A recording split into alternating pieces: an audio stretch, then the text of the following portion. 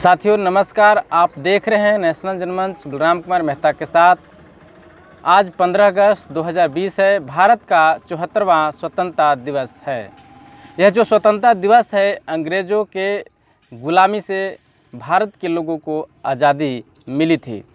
इसी दिन हम अंग्रेज़ों के प्रतंत्रता की बेड़ी को तोड़कर स्वतंत्र हुए थे और भारत को अंग्रेज़ों की गुलामी से मुक्ति मिली थी। आज हम अंग्रेज़ों से स्वतंत्र तो हैं, लेकिन क्या आज मनुवादी ब्राह्मणवादी व्यवस्था से स्वतंत्र हैं? क्या आज हमें जाति पाति, ऊंच नीच, छुआछूत और भेदभाव से स्वतंत्रता मिली है? यह बड़ा प्रश्न है। क्या हमें शोषण और उत्पीड़न से आज़ादी मिली है? यह भी एक बड़ा प्रश्न है। आज भारत के जो बहुजन समाज है, वो 63 करोड़ लोगों का आमदनी प्रति व्यक्ति 6 रुपये से 20 रुपये है। 12.5 करोड़ युवतियाँ बेरोजगार हैं।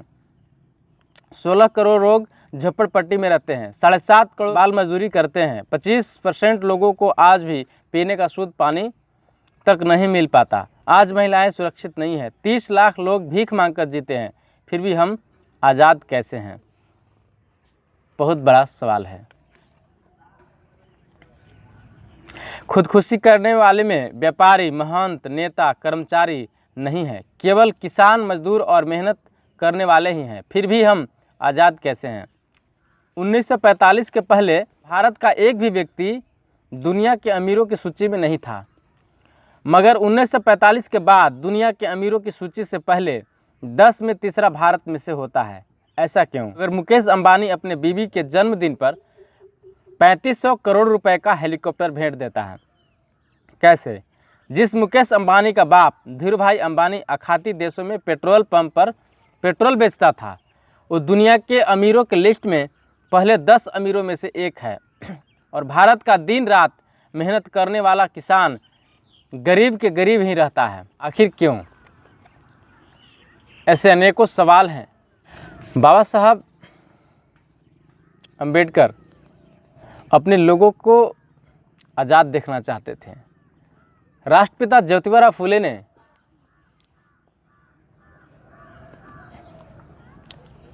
जब सत्यशोधक समाज के बैनर तले देश भर में आंदोलन चला रहे थे, तो उन्होंने कहा कि हमें अंग्रेज़ों के रहते शूद्र और अतिशूद्र समाज के लिए आज़ादी चाहिए। आज भारतीय संविधान लागू है, देश में इंडियन पेनल कोड चल रहा है। इसके बावजूद भी देश भर में लाखों ऐसे घटनाएं घटती है जहां शोषण और उत्पीड़न का घटनाएं होती है। यह घटनाएं क्यों हो रहा है? क्या भारतीय संविधान सही से लागू है? क्या भारतीय संविधान को पालन करने वाले जो लोग हैं, लागू करने वाले जो लोग हैं, क्या वे भारतीय संविधान को अपना संविधान मानते हैं? क्या उसे लागू करना चाहते हैं? अगर चाहते हैं तो फिर ऐसी घटनाएं क्यों? सवाल उत्पन्न होता है। साथियों, आज 15 अगस्त है, स्वतंत्रता दिवस है। हमें अंग्रेज़ों से आज़ादी मिली थी। इस वर्ष हम 74वां स्वतंत्रता दिवस मना रहे हैं, लेकिन देश में लाखों गरीब मजदूर महामारी के चपेट में आकर मारे गए हैं। बल्कि महामारी के चपेट में आकर नहीं मारे गए हैं, भारत सरकार की गलत नीतियों के कारण मारे गए हैं, और जिसका परिणाम सामने देखने को मिल रहा है। एक तरफ देश में कोरोना वायरस का कहर छाया हुआ है, और दूसरी तरफ देश में धार्मिक बावंडर मचाने का काम किया जा रहा है। संवैधानिक पद पे बैठे लोगों के द्वारा किया जा रहा है। भारत के संविधान में यह लिखा गया है कि भारत एक धर्मनिरपेक्ष राष्ट्र है। भारत धर्मनिरपेक्ष राष्ट्र है, फिर धार्मिक बवंडर क्यों मचाया जा रहा है? देश में अस्पताल की ज़रूरत है, हर एक गांव में अस्पताल की ज़रूरत है, लेकिन करोड़ों रुपए मंदिर और मूर्तियों में खर्च किए जा रहे हैं। देश के प्रधानमंत्री सांप्रदायिक जगहों पे जाकर राम मंदिर बनवाने के लिए उद्घाटन कर रहे हैं। क्या अब भी देश का संविधान सुरक्षित हाथों में है? यह बड़ा सवाल है। साथियों, इस देश के प्रत्येक नागरिक अपने भारत देश और भारतीय संविधान के प्रति उसकी कुछ जिम्मेवारी है। चूँकि अगर देश नहीं बचेगा, भारतीय संविधान नहीं रहेगा, तो आपको समता, स्वतंत्रता, बंधुत्व, भाईचारा और न्याय पर आधारित जो समाज निर्माण करने के लिए संविधान बनाया गया है वो नहीं हो सकेगा। और यह सिर्फ संवैधानिक पदों पर बैठे हुए लोगों की जिम्मेवारी नहीं है, देश के प्रत्येक नागरिक का जिम्मेवारी है कि वे संवैधानिक पदों पर बैठे हुए लोगों की निगरानी करे, उनके ऊपर नज़र रखे और भारतीय संविधान का जहां हनन होता है उसका पुरजोर विरोध करें। साथियों, आज स्वतंत्रता दिवस है।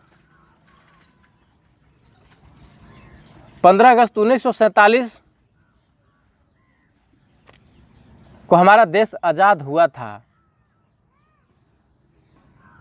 देश आज़ाद होने के बाद लोगों ने नारा लगाया था कि यह आज़ादी झूठी है, देश की जनता भूखी है। और आज 74 साल होने वाले हैं, इसके बावजूद भी इस देश की जनता भूखी है। लोग भूख से मर रहे हैं, लोग अशिक्षित हैं, इस देश के जुआ और जुवतियाँ बेरोजगार हैं, देश का भविष्य खतरे में है। इसके लिए जिम्मेवार कौन है? आप भी उतना ही जिम्मेवार हैं जितना इस देश का संवैधानिक पद पर बैठे हुए लोग जिम्मेवार हैं। अगर देश के संवैधानिक पद पर बैठे हुए लोग जिम्मेवार हैं तो आप भी उसमें शामिल हैं, क्योंकि यह देश आपका है, यह देश का संविधान आपका है, इस देश की स्वतंत्रता आपकी है। आपको भी देश की जिम्मेवारी अपने हाथों में है। तो साथियों, आज 15 अगस्त और स्वतंत्रता दिवस के मौके पे देश के लोगों को ये संदेश देना चाहते हैं कि हम भारत के वारिस हैं और हमें भारत को अशिक्षा, बेरोजगारी, शोषण और उत्पीड़न, जाति पाति, ऊंच नीच और छुआछूत भेदभाव से आज़ादी दिलानी है। और इसके लिए इस देश के नागरिकों को संघर्ष करना होगा, उसके लिए शिक्षित बनना होगा। बाबा साहब भीमराव अंबेडकर ने शिक्षित बनो, संगठित रहो और संघर्ष करने का नारा दिया था।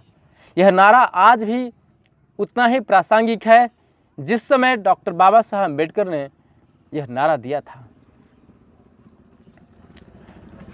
देश के कोने कोने में भारत लेनिन अमर शहीद जगदेव प्रसाद का नाम कौन नहीं जानता है।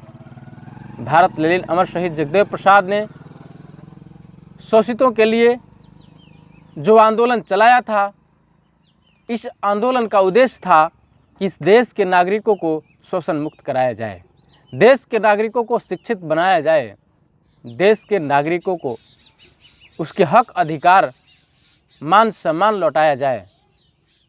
जगदेव प्रसाद ने एक प्रचलित नारा दिया था कि 100 में 90 शोषित है, 90 भाग हमारा है, 10 का शासन 90 पर नहीं चलेगा, नहीं चलेगा। धन धरती और राजपाट में 90 भाग हमारा है, 10 का शासन 90 पर नहीं चलेगा, नहीं चलेगा।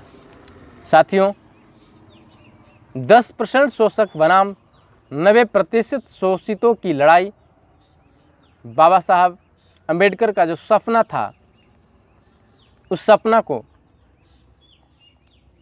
भारत ललीन अमर शहीद जगदेव प्रसाद ने साकार करने के लिए, लोगों को अधिकार दिलाने के लिए, जो शोषित जमात है उनकी अधिकारों की लड़ाई लड़ रहे थे, जिनकी हत्या सरकारी साजिश के तहत की जाती है, ऐसा तत्कालीन लोगों का मानना है।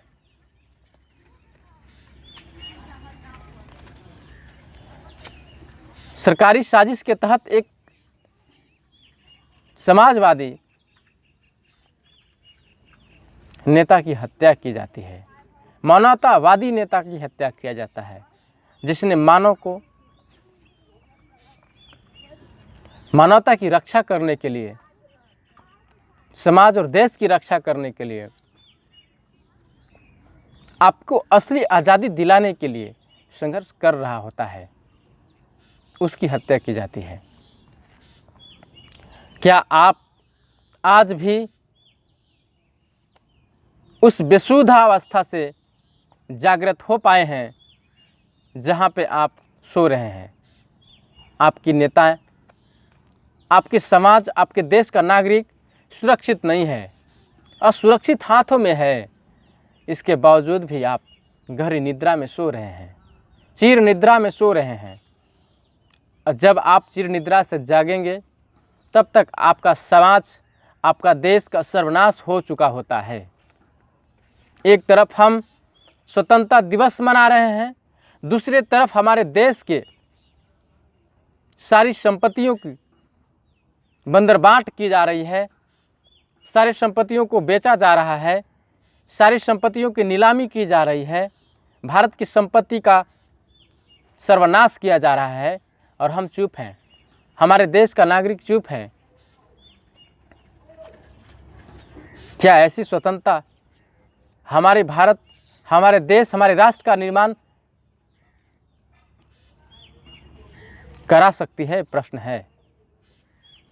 अगर आप स्वतंत्र हैं तो आपको इस देश की सुरक्षा, इस देश की संपत्ति का सुरक्षा, इस देश का सम्मान की सुरक्षा आपकी जिम्मेदारी है।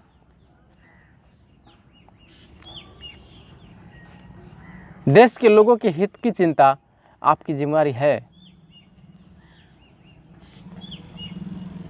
जब आपका समाज, आपका देश शिक्षित होगा, तब वो सही निर्णय ले सकता है, उसके मन, उसके विचारों में सही सोच पैदा हो सकता है,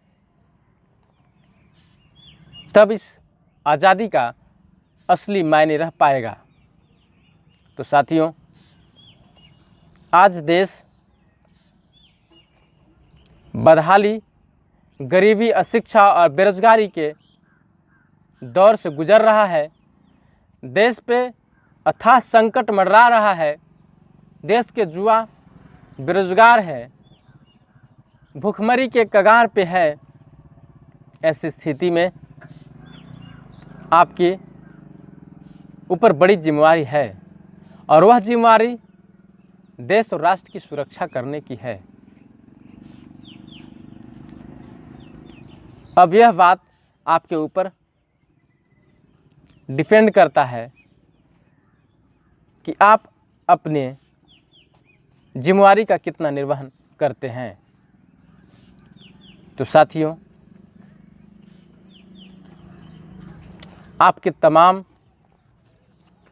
आज आपकी तमाम जो समस्याएं हैं, समस्याएं का जड़ सिर्फ आप हैं। आपके सही निर्णय आपकी समस्याओं का अंत कर सकता है। आपका एक छोटा सा गलत निर्णय समस्याएं पैदा कर सकता है, देश को परतंत्र कर सकता है। अतः आप किसी धार्मिक और जातीय उन्माद में न पड़े, और देश और राष्ट्र की सुरक्षा, देश और राष्ट्र की सामाजिक, सांस्कृतिक, आर्थिक और राजनीतिक व्यवस्था के संदर्भ में अवश्य सोचें। हमारा देश धर्मनिरपेक्ष राष्ट्र है। हम सम्राट अशोक, चंद्रगुप्त मौर्य और तथागत गौतम बुद्ध के वंशज हैं। तथागत बुद्धा ने पूरे दुनिया में समता, स्वतंत्रता, बंधुत्व, भाईचारा और न्याय पर आधारित समाज की कल्पना की थी और पूरे दुनिया में संदेश दिया था। आज चाइना, जापान जैसे महान राष्ट्रों ने पूरे दुनिया में अपनी परचम फहराया है। और अगर हमारा देश तथागत बुद्ध के, सम्राट अशोक के रास्तों पे चलता, जो संविधान में वर्णित है, जो ध्वज में वर्णित है, तो हमारा देश विकसित राष्ट्रों की श्रेणी में पहुंचता।